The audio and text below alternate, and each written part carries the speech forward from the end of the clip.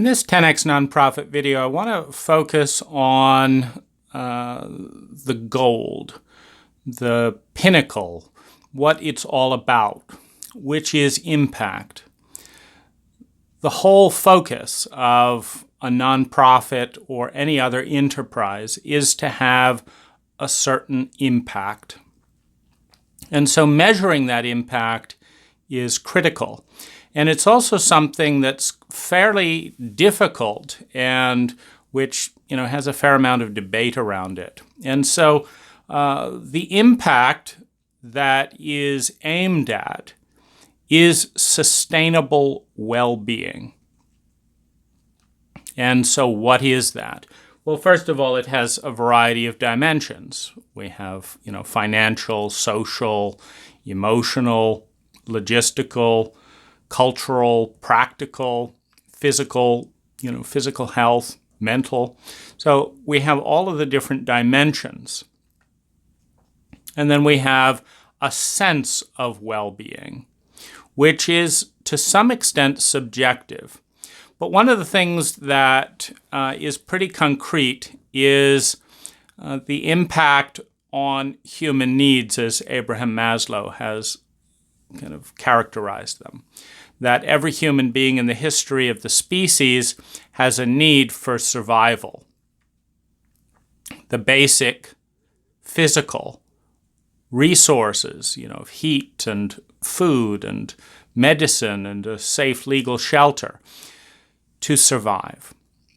And then we have the security of that survival, how constant, how certain we are able to do, which has to do with logistics, cultural values, reserves, natural resources, new technologies.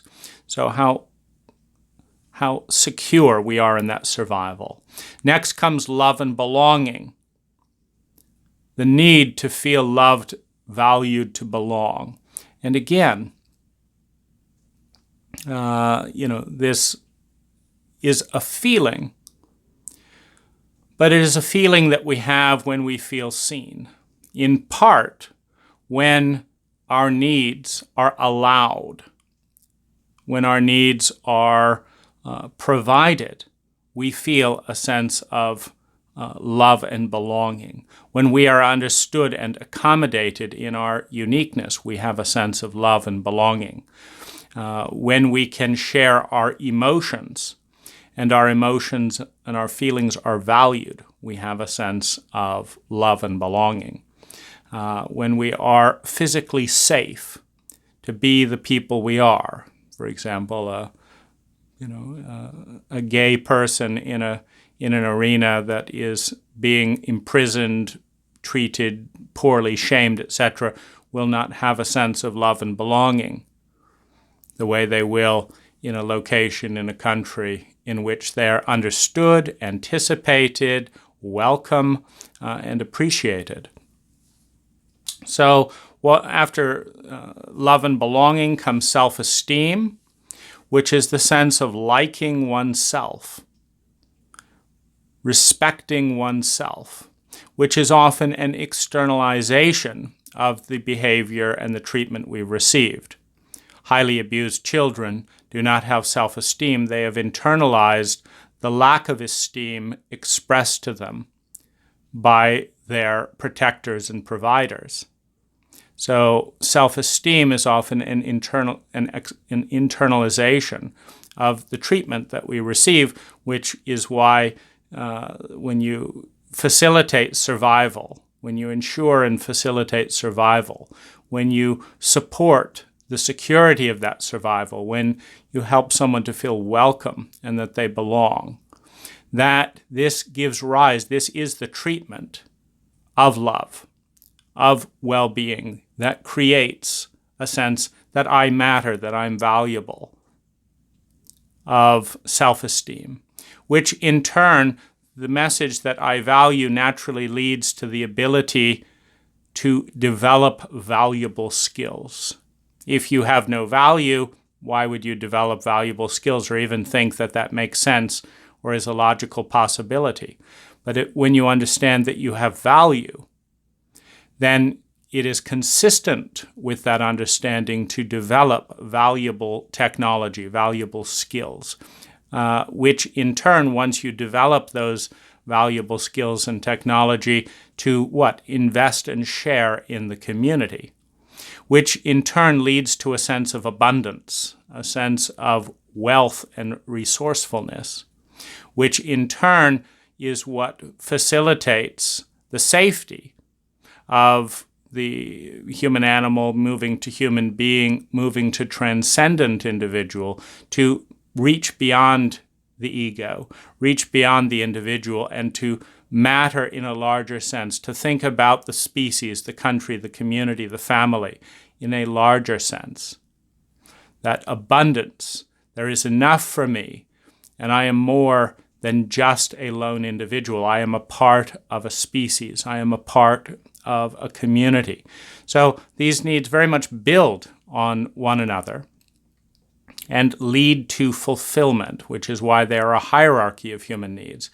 And so one of the ways that we can measure impact, be it on a new sewer treatment plant, be it on a coaching on survival skills, be it on a book that helps someone learn computer engineering, be it on a talk that helps others to give effective public speeches, or a book on public speaking.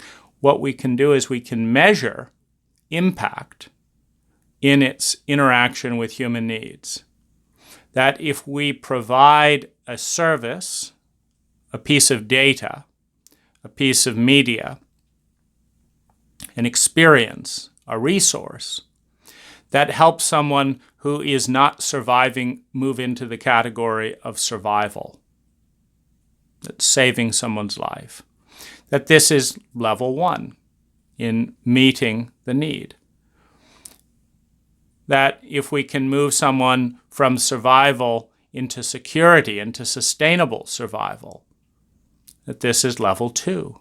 If we can move someone into love and belonging, it's level three. And so we can track the impact and progression of an individual through their human needs and seek to correlate what services, products, media, etc.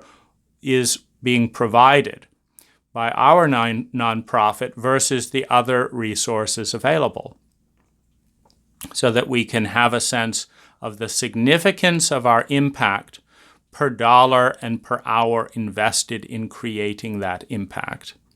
And that's referencing the larger definition of intelligence, intelligence being the efficiency with which energy, be it time, money, natural resources, is transformed into human well-being.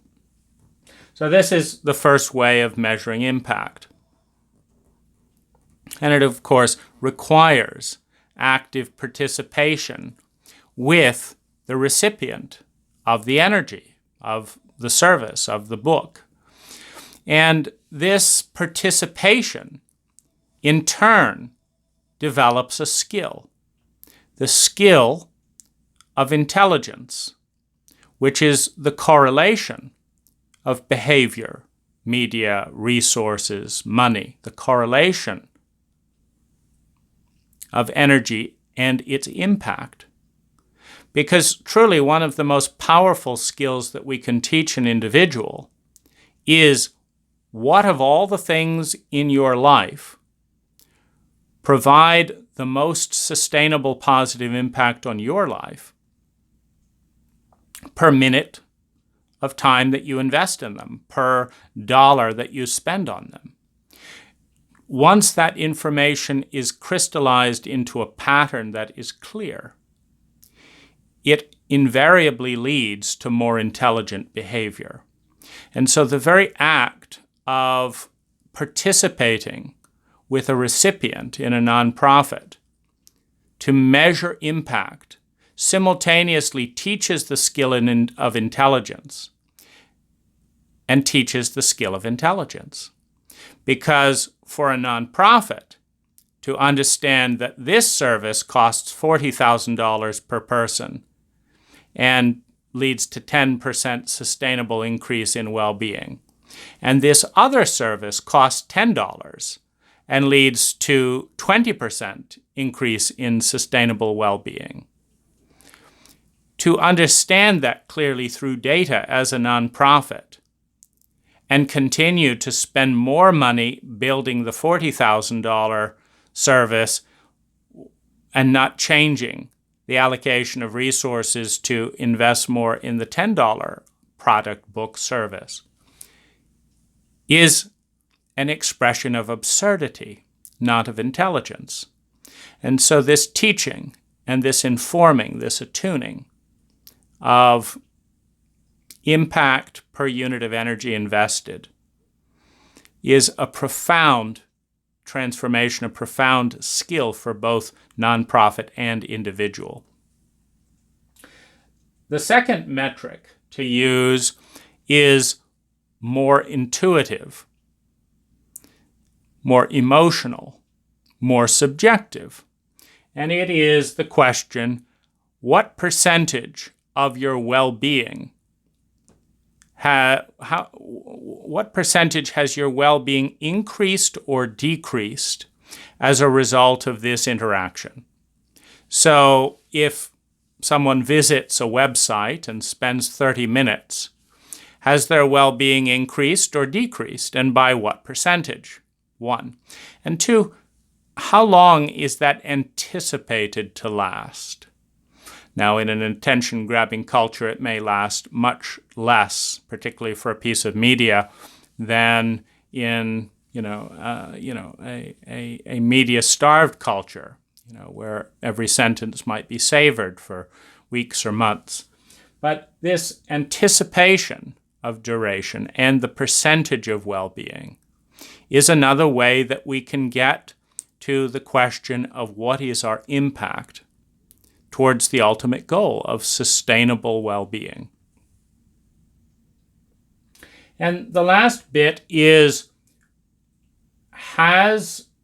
regardless of the progression through needs, regardless of the amount of impact and anticipated duration, has a resource been generated that is left with the recipient? Now, what I mean by that is, let's say someone is given a laptop in order to do research for a nonprofit. And they do the research for the nonprofit, and the research benefits the nonprofit, and there's a leftover laptop. That laptop is a resource. If someone learns how to fill out a resume for one job, whether they get the job or not, they now have a resume. If someone learns to drive in order to meet this goal or participate in this nonprofit program, etc., they now have a driver's license, a passport. So is there a resource that is left over, and what is that resource?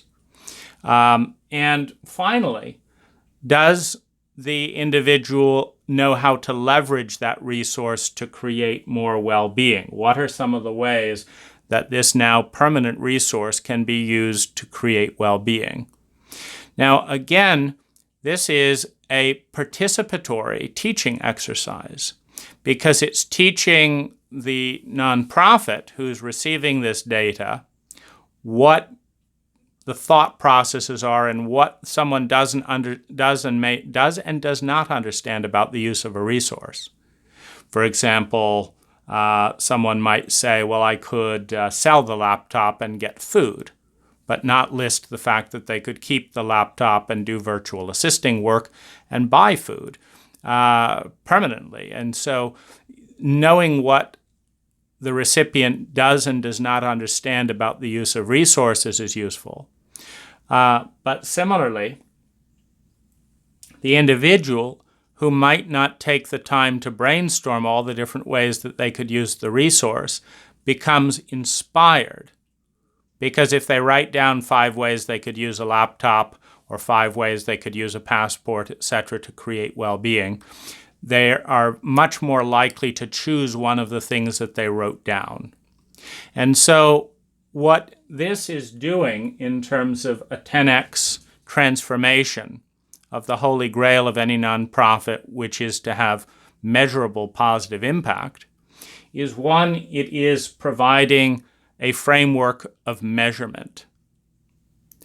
Number two, it is providing a framework through that measurement of feedback of both ways to improve and refine, but also to reallocate resources based on that feedback, which is incredibly important. It was once said about advertising that we know that 50% of all the money spent on advertising is wasted. We just don't know which 50%. That's been that's been solved with the technology of something like Facebook, where you get to see who clicked and who bought what from what source, and so that problem has been solved. A problem like this, where there is an incredible amount of money invested in the nonprofit sector for incredibly mediocre results in many cases without a sense of what to do about it. This becomes a framework for determining what to do and what not to do in response to the data. Finally, donors who do not know the measurable impact per dollar invested are far more hesitant to invest in a nonprofit than to invest in an Amazon item. Because when they look at an Amazon item, they see $6.99, and they see 3,000 users, 4.1 stars, and this changed my life like this changed my life like this changed my life like this changed my life like this, and it's only $6.99. Buy it now. It's easy. When the similar dynamic of projects and impact, where the relationship between the donor and the recipient provides that feedback, there is an encouragement to refine, there is an emotional connection, there is an impetus to invest that is based on a free flow of data. And so using this tracking mechanism in any project in as many arenas as possible where a recipient can measure the impact is a profound transformation that allows us to, by project, look at the amount of money and time spent on a project, and by impact, and is that impact increasing over time, staying steady, or waning? For example, a YouTube video that was created with $1,000 and 200 hours of time. If it is producing a sustainable 10% benefit for 12 hours plus some resource, residual thing over the next 20 years, that's an incredibly useful resource. And so you can then measure which projects, which things in the entire framework of the nonprofit are having the most impact on different groups of people and why. I hope you agree that this is a really exciting technology to bring into any nonprofit, and that it can bring a healthy dynamic in the free market where a donor can scan the reviews of impact in different nonprofits in order to challenge continual growth and innovation in the nonprofit sector by highlighting those nonprofits that are able to create the greatest increase in sustainable human well-being per dollar invested, per hour donated time. And in doing so, bring the best of a capitalist culture into the art of giving generously and giving effectively.